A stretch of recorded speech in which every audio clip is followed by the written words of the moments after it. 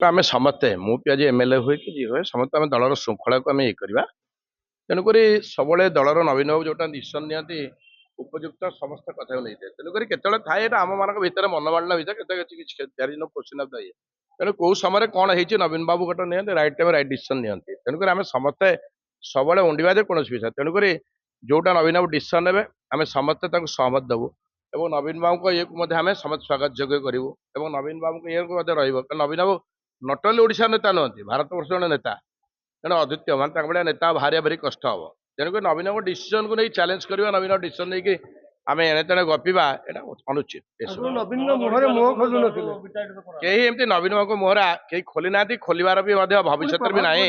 ନାଇଁ ନାଇଁ ନାଇଁ ନାଇଁ ଏଇଟା ଆପଣମାନଙ୍କର ଇଏ କୌଣସି ଜିନିଷ କେମିତି କେହି ମୁହଁ ଖୋଲିନାହାନ୍ତି ଯେତେ ଯିଏ ଯେତେବେଳେ ହବ ବିଶୃଙ୍ଖଳିତ ଆଚରଣ କଲେ ତା ପାଇଁ ଯାହା ଅଛି ଆଇନ ଅନୁସାରେ ସେ ଅନୁସାରେ ହଉଛି କାର୍ଯ୍ୟକ୍ରମ।